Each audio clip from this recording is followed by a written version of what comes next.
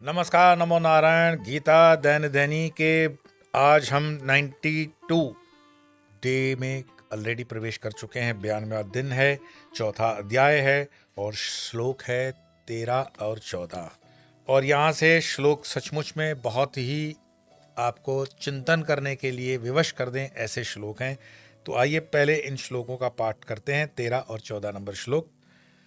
चातुर्वर्ण्यं मया सृष्टं गुणकर्म विभागशः तस्य कर्तारमपि मां विद्य कर्तारमव्ययम् न मां कर्माणि लिम्पन्ति न मे कर्म फले स्पृहा इति मायोऽभिजानाति कर्मभिर्न स बध्यते।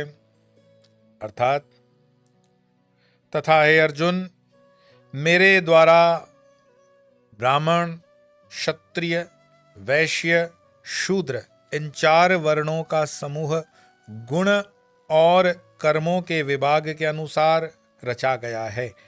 इस प्रकार उस सृष्टि या रचना आदि कर्म का कर्ता होने पर भी मुझ अव्यय परमेश्वर को तू वास्तव में अकर्ता ही जान, क्योंकि कर्मों के फल में मेरी स्पृहा या चाह या तृष्णा नहीं है।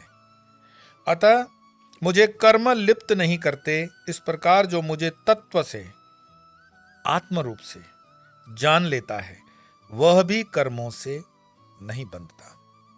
2 बातें दोनों श्लोक में बहुत इंपॉर्टेंट है। एक तो चातुर्वर्ण्यं मया सृष्टम, 4 वर्ण मैंने सृजन किए हैं। जो लोग जातिवाद की बात और दुहाई देते हैं, मैं उनके लिए विनम्रता पूर्वक निवेदन करना चाहूंगा कि वर्ण में और जाति में अंतर होता है। वर्ण एक व्यवस्था है, पूरे प्रकृति की, पूरे ब्रह्मांड की व्यवस्था है। यह पेड़ों में भी होता है, जानवरों में भी होता है, प्रत्येक जीव में होता है। 4 वर्ण शरीर के अंदर भी होता है। चातुर्वर्ण्यं मया सृष्टम। तो भगवान श्री कृष्ण कहते हैं कि मेरे द्वारा ब्राह्मण, क्षत्रिय, वैश्य और शूद्र, इनका 4 वर्णों का समूह गुण कर्मों के विभाग अनुसार रचा गया है। कैसे रचा गया है? गुण और कर्म के विभाग से, सरनेम के हिसाब से नहीं, किसी पॉश लोकेलिटी में रहते हो उस हिसाब से नहीं कि बाकर लड़की शादी कर लेगी और सर्टिफिकेट उस जाति का बनाएगी और बच्चा उस वर्ण में आएगा, ऐसा नहीं है। चातुर्वर्ण मया सृष्टम गुण कर्म विभागश, गुण और कर्म के आधार पर रचा गया है। और इस सृष्टि रचना के आदि के कर्म का कर्ता होने पर भी मुझको तू अकर्ता ही जान। क्यों? अगर अटैचमेंट हो गई हमारी किसी कर्म से कि ये कर्म मैंने किया, मैंने क्लेम कर दिया। गाय वाली मैंने कहानी आपको बता दी है कि वो गाय उसके हाथ से मर गई और इंद्र आकर के कहते हैं कि ये बागान तुम्हारा, हाँ, गाय तुमने मारी नहीं, तो बागान सुंदर तो तुम्हारे हाथ करें और गाय मरे हाथ से तुम्हारे, और फिर तुम मुझे कहोगे, तो ऐसा नहीं। अटैचमेंट नहीं है। इंद्र उसमें जवाबदार नहीं है, जिसने कर्म किया उसकी अटैचमेंट है, क्योंकि जो कर्म कर रहा है वो क्लेम कर रहा है। रिकॉग्निशन, किसी भी कर्म की रिकॉग्निशन। हम कहते हैं ना, यार इतना काम करते हैं, कोई अप्रिसिएशन ही नहीं है। हमारी माँ बहनें अक्सर मुझे मिलती हैं तो कभी मतलब कहीं तो खाली होना होता है ना, तो हम तो उनके बच्चे समान हैं, कभी भाई समान हैं, कभी वडील समान हैं। तो कभी कभी कहती हैं कि क्या बताएं स्वामी जी, इतना काम करते हैं सुबह से लेकर शाम तक, झाड़ू पोछा खाना पीना, फिर भी इनको कोई दया नहीं आती, कोई थैंकफुलनेस नहीं है। तो ये थैंकफुलनेस, मैं कहता हूं कि इसके साथ अपेक्षाएं हमें दुखी कर देती है। जीवन में अपेक्षाएं मार देती है। भगवान कृष्ण कहता है मेरी कोई अपेक्षा नहीं है। तुम्हें मैंने कर्म के आधार पर, तुम्हें मैंने गुण के आधार पर ब्राह्मण, क्षत्रिय, वैश्य, शूद्र बना दिया। कैसे बनाया? शरीर के अंदर से प्रारंभ करते हैं, अपने से, स्व से प्रारंभ करो। कैसे करोगे? तो ये ब्राह्मण है। ब्रह्म को जानने के लिए जो यात्रा पे चल पड़ा वो ब्राह्मण है, लेकिन यहां शरीर के अंदर मस्तिष्क का जो भाग है वो ब्राह्मण है। जो रक्षण करता हो वो क्षत्रिय है, वो ये बाहु, ये हाथ आपके क्षत्रिय है। जो उदर की पूर्ति करता हो, पेट की पूजा करने के लिए आपको व्यवस्था देता हो, जो खाना खा के हजम करने में आपकी सहायता करता हो, वो वैश्य है। और जो आपके पूरे स्ट्रक्चर को खड़ा रख करके चलने फिरने तक की फ्रीडम दे, वो शूद्र है। सर्विसेज, शूद्र, ये जो मैं बता रहा हूं अंग्रेजों वाला या दूसरा विधर्मियों का जो डिस्क्रिप्शन है उसको भूल जाओ। शूद्र means the person who is providing services is शूद्र। आजकल जितने भी मल्टीनेशनल कंपनी के अंदर आप जो ये नाइट में काम करते हो और दिन में सोते हो, ये सारे शूद्र हैं। जितने भी हिंदुस्तान के सारे टीचर्स हैं, चाहे वो कोचिंग में ही क्यों ना हो, कोटा वाले भी ब्राह्मण हैं। जितने भी CRPF, police, army, air force, navy, ये क्षत्रिय हैं। और जितने भी ये ट्रेडिंग कर रहे हैं ना, थोड़े सावधान हो जाना। कल मैं देख रहा था, बोले म्यूचुअल फंड की बहुत ज्यादा खरीदारी हो गई है स्वामी जी, कभी भी एक दौरा कैसे गिर जाएगा मार्केट। तो ये वैश्य हैं। मैं आपको टिप नहीं दे रहा हूं, इनसाइड ट्रेडिंग नहीं है। उतना ही करो जितनी कैपेसिटी में कर सकते हो। Let us be practical. जीवन में है तो कुछ चीजों को हमें स्वीकार करके चलना पड़ता है। वो है ना, जीवन है अगर जहर तो पीना ही पड़ेगा, पीना ही पड़ेगा। छोटा छोटा, थोड़ा थोड़ा मात्रा, और फिर जीवन में जहर पीने के आदी हो जाओगे, मरोगे नहीं। हर जहर मारता नहीं है। हम भगवान शिव की जब पूजा करते हैं तो आंकड़े के फूल अपने हाथों से तोड़ते हैं, उसी की माला बनाते, उसी की माला चढ़ाते हैं, कभी जहर नहीं चढ़ा। दत्तूरे के फूल चढ़ाते हैं, कभी जहर नहीं चढ़ा। है जहर उसमें। अब जब जबरदस्ती से अपने मुंह में डालोगे तो हर जहर को उसकी जगह पे छोड़ दिया करो। तो परिवार का कोई जहर है, पड़ोसी का कोई जहर है, बिजनेस के कॉम्पिटिटर का कोई जहर है। कई पतियों को पत्नी से जहर लगता है, पत्नियों को पति से जहर लगता है, पिता को पुत्र से जहर लगता है, पुत्र को पिता से जहर लगता है। वो उसकी जगह पे छोड़ दो। कभी कभी अपने टेंशन को, अपने जहरों को शेल्फ पे छोड़ दिया करो, उनके खानों में। गले में मत लटकाओ। हर चीज गले में लटकाने जैसी नहीं होती है। परमात्मा ने इतनी खूबसूरत जिंदगी दी है, बस उसको जियो, आनंद करो। और ये जीवन एक है। मैं हूं तो ये जीवन है, मैं नहीं तो ये जीवन नहीं रहेगा। इस सिद्धांत को अगर समझ लोगे तो जीवन में आनंदित रहोगे। मेरे होने से ही ये पूरा जीवन है। जिस दिन आंख बंद हो गई, खत्म। तो मेरे द्वारा ब्राह्मण, क्षत्रिय, वैश्य, शूद्र 4 समूह हैं। गुण कर्म विभाग के अनुसार इनको रचा गया है।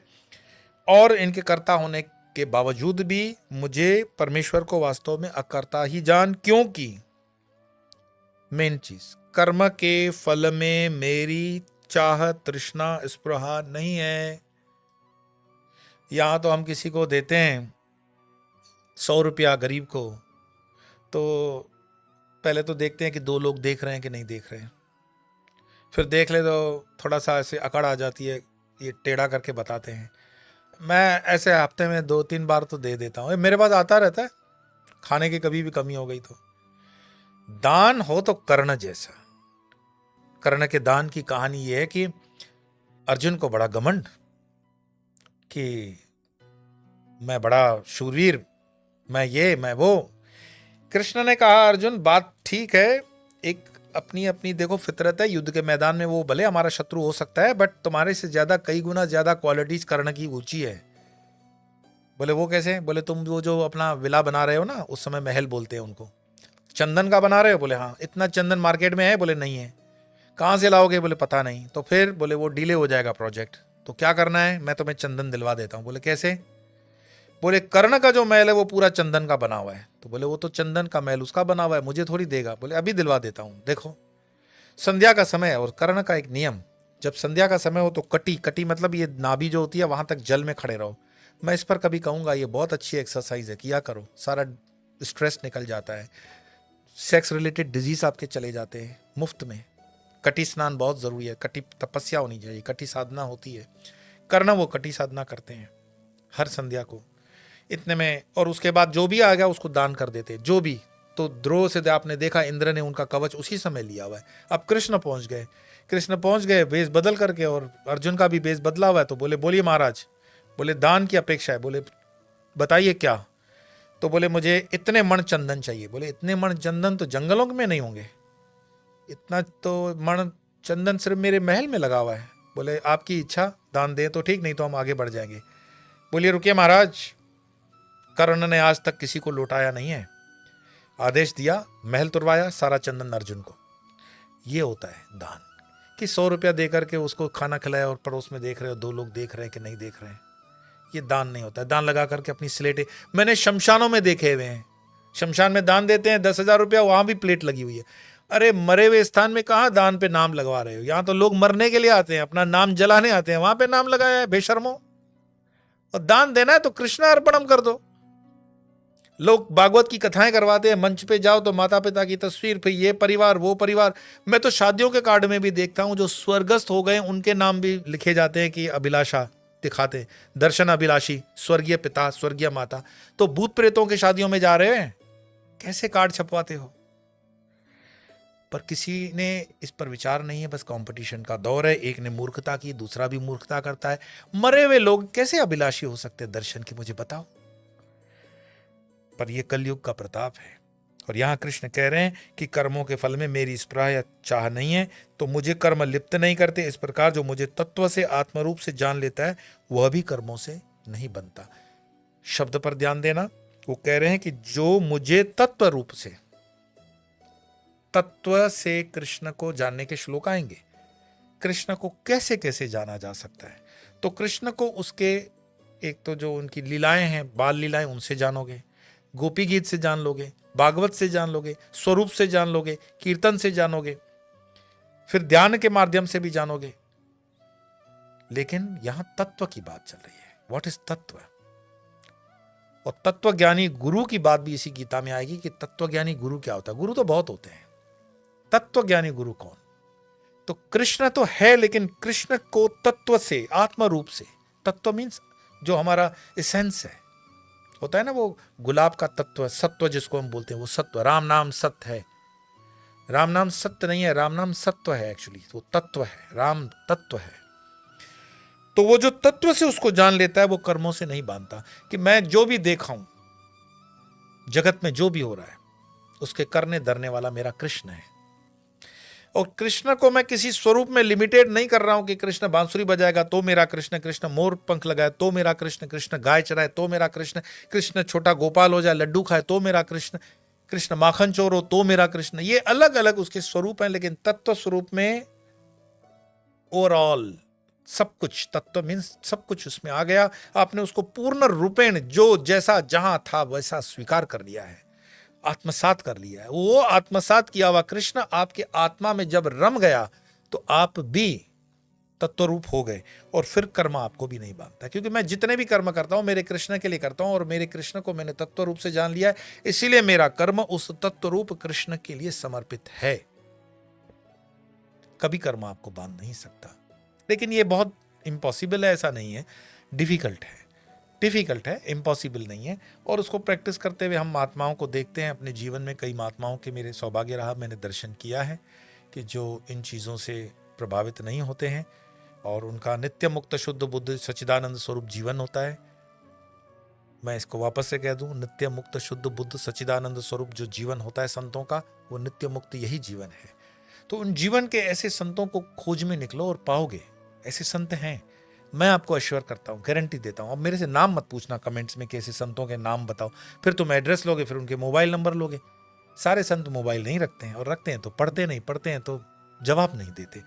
कुल मिलाकर के खोज भी आपको करनी है, यात्रा भी आपको करनी है।